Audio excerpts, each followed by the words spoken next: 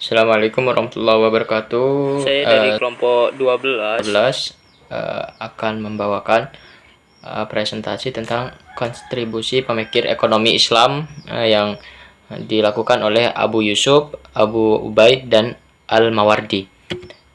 Saya dari kelompok 12. Dengan dua anggota, yaitu atas saya sendiri, Baitur Rahman, dan Nadifa Aulia Yasmin. Riwayat hidup Abu Yusuf. Abu Yusuf dikenal dengan Yakub bin Ibrahim bin Habib bin Kusnais bin Sa'ad al-Ash'ari al-Jalbi al-Kufi al-Baghdadi, atau yang lebih dikenal dengan Abu Yusuf. Lahir di Kufah pada tahun 113 Hijriah atau 731 Masehi dan meninggal dunia di Baghdad pada tahun 182 Hijriah atau 798 Masehi. Abu Yusuf menimba ilmu kepada banyak ulama besar, di antaranya adalah Imam Abu Hanifah, yaitu pendiri mazhab Hanafi. Berikut bimbingan para gurunya serta ditunjang oleh ketentuan dan kecerdasan. Abu Yusuf tumbuh sebagai alim ulama yang sangat dihormati oleh berbagai kalangan, baik ulama maupun pengusaha masyarakat umum. Adapun Abu Yusuf dikenal sebagai qadhi atau hakim, bahkan sebagai qadhi al-Qudah, hakim agung, pada dinasti Abbasiyah, yaitu pada masa pemerintahan Khalifah Harun ar-Rasyid. Dari karya-karyanya, Abu Yusuf memberikan beberapa karya tulisnya adalah yaitu Al-Jawami, Arabla, Syiar Al-Auza'i, Al-Atsar, Ikhtilaf Abi Hanifah bin Abi Laila, Adat Al-Qadi, dan Al-Kharaj. Adapun kitab yang paling terkenal adalah kitab Al-Kharaj atau bisa disebut dengan pajak. Kitab ini ditulis atas permintaan Khalifah Harun ar-Rasyid untuk pedoman dalam penghimpunan pemasukan atau pendapatan negara dari kharaj, usyrah, zakat, dan jizyah. Kemudian kitab ini digolongkan sebagai public finance dalam pengertian ekonomi modern. Kharaj adalah pajak tanah yang harus dibayar oleh non-muslim kepada Baitul Mal, di mana tanahnya dikuasai oleh orang muslim, baik karena peperangan maupun bea cukai yang harus dibayar para pedagang muslim maupun non-muslim yang akan melintas di wilayah Daulah Islamiyah sebesar 10% dari yang dihasilkan. Sedangkan jizyah adalah pajak yang harus dibayar oleh orang non-muslim yang tinggal dan dilindungi dalam suatu negara Islam. Pemikiran Abu Yusuf. Abu Yusuf memiliki 5 pemikiran, di antaranya yaitu pemikiran tentang pemerintahan, tentang keuangan dan perekonomian, tentang pertahanan, tentang perpajakan, dan terakhir tentang peradilan.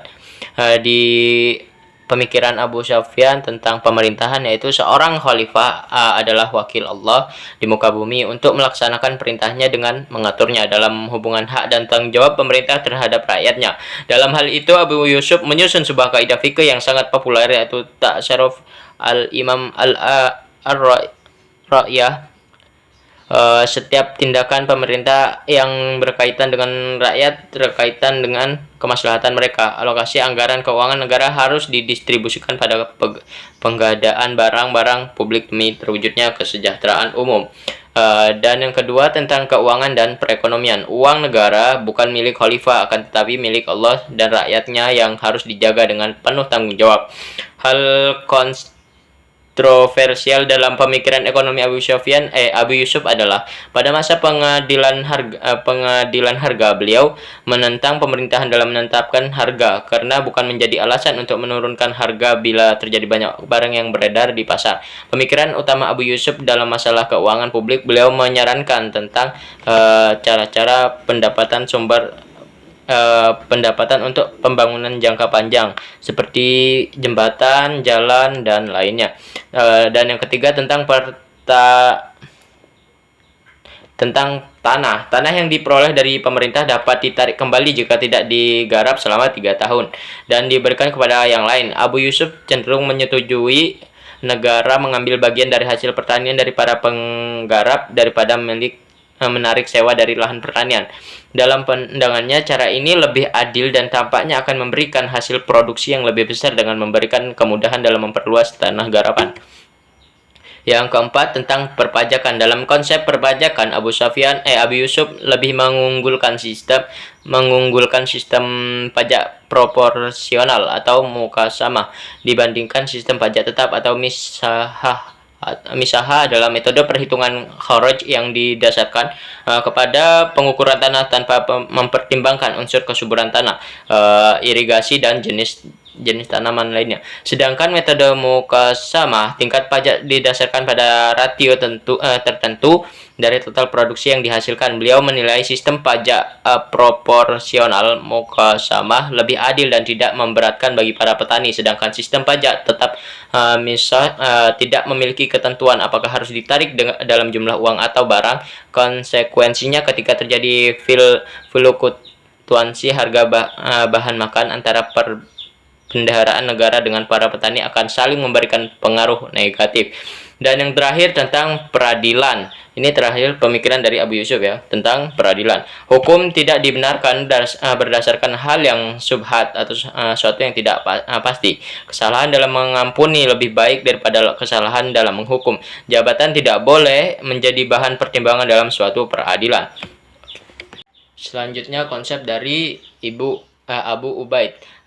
Jadi riwayat hidup Abu Ubaid adalah Abu Ubaid merupakan seorang ahli hukum, ahli ekonomi Islam, ahli hadis, dan ahli bahasa Arab, atau bisa disebut ahli nahwu. Abu Ubaid yang bernama lengkap Al-Qasim bin Salam bin Miskin bin Zaid Al-Harawi Al-Azadi Al-Baghdadi, lahir di Bahrah, provinsi Khorasan, sebelah barat laut Afghanistan pada tahun 154 Hijriah. Ayahnya keturunan Byzantium yang menjadi makula suku Azad. Setelah memperoleh ilmu yang memadai di kota kelahirannya, pada usia 20 tahun Abu Ubaid pergi berkelana untuk menuntut ilmu ke berbagai kota seperti Kufah, Basrah, dan Baghdad. Ilmu-ilmu yang dipelajarinya antara lain mencakup ilmu tata bahasa Arab, qiraat, tafsir, hadis, dan fikih, di mana tidak dalam satu bidang pun ia bermazhab, tapi mengikuti dari paham tengah campuran. Hasil karya ada sekitar 20, baik dari bidang ilmu nahwu, qawaid, fikih, syair, dan lain-lain. Yang terbesar dan yang terkenal adalah kitab Al-Amwal. Kitab Al-Amwal dari Abu Ubaid merupakan suatu karya lengkap tentang keuangan negara. Karya Abu Ubaid. Menurut Abu Ubaid, suatu hari pengarang itu lebih utama baginya daripada menggoreskan pedang di jalan Allah. Hasil karyanya ada sekitar 20, baik dalam bidang ilmu nahwu, qiraah, fikih, dan lain-lain yang sudah saya sebutkan tadi. Yang terbesar dan terkenal yaitu kitab Al-Amwal dalam bidang fikih. Kitab Al-Amwal dari Abu Ubaid merupakan suatu karya yang lengkap tentang keuangan negara dalam Islam. Buku ini sangat kaya dengan sejarah perekonomian dari pengaruh pertama abad kedua Hijriah. Buku ini juga merupakan rangkuman tradisi asli dari Nabi dan atsar para sahabat dan tabi'in tentang masalah ekonomi. Dalam bukunya tersebut, Abu Ubaid tidak hanya mengungkapkan terdapat orang lain, tetapi juga mengemukakan pendapatnya sendiri. Kitab Al-Amwal merupakan sebuah mahakarya tentang ekonomi yang dibuat oleh Abu Ubaid yang menekankan beberapa isu mengenai perpajakan, hukum serta hukum administrasi dan hukum internasional. Pemikiran Abu Ubaid itu ada satu yang saya ketahui ya, tentang filosofi hukum dari sisi ekonomi. Saat membahas tentang tarif atau presentase untuk pajak tanah dan poll tax, ia menyinggung tentang pentingnya keseimbangan antara kekuatan finansial dari subjek non-muslim dalam finansial modern tersebut sebagai tupai atau kemampuan membayar, dan juga memperhatikan kepentingan para penerima muslim.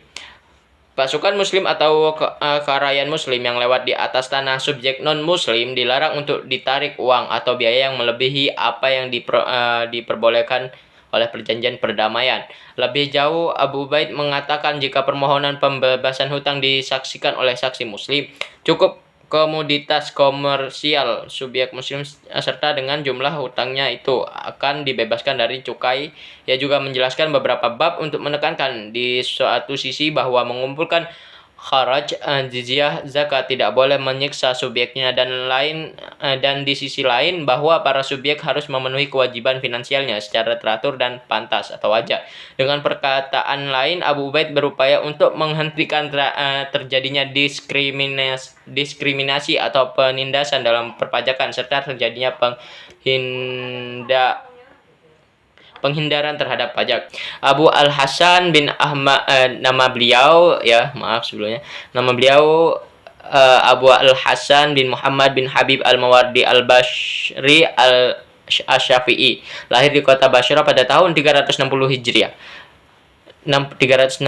Hijriah atau 974 Masehi. Setelah mengawali pendidikannya di kota Basra dan Baghdad selama 2 tahun, ia berkelana berbagai negeri Islam untuk menuntut ilmu. Di antara guru-guru Al-Mawardi adalah Al-Hasan bin Ali bin Muhammad bin Al-Fadl Al-Baghdadi, Abu Al-Qasim Al-Qushairi, Muhammad bin terus kemudian guru yang kedua Muhammad bin Al-Ma'al Al-Addi, dan yang terakhir gurunya Ali Abu Al-Ashfarayani. Berkat keluasan ilmunya, salah satu tokoh besar mazhab Syafi'i ini dipercaya memangku jabatan qadhi atau hakim di berbagai negara secara bergantian. Setelah itu Al-Mawardi kembali ke kota Baghdad untuk beberapa waktu kemudian diangkat menjadi hakim agung pada masa pemerintahan Al-Qasim bin Amrullah Al-Abbas.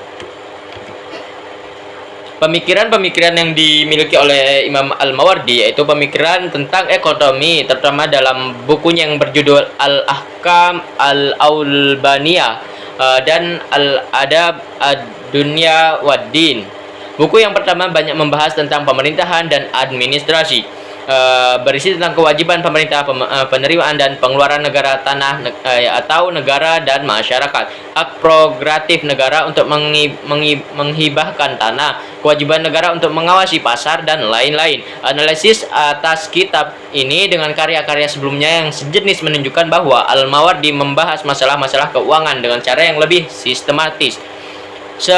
Sumbangan utama Al-Mawardi terletak pada pendapat mereka tentang pembenaan pajak tambahan dan diperbolehkannya pinjam publik.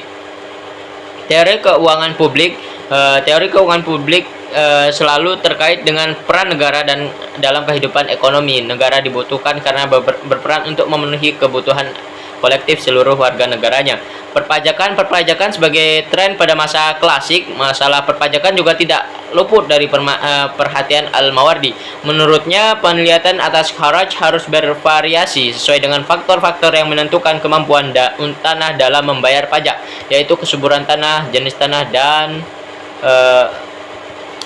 lainnya. Oke, sekian, terima kasih. Kami dari kelompok 13. Apabila ada kesalahan ucap, mohon maaf. Sekian, terima kasih.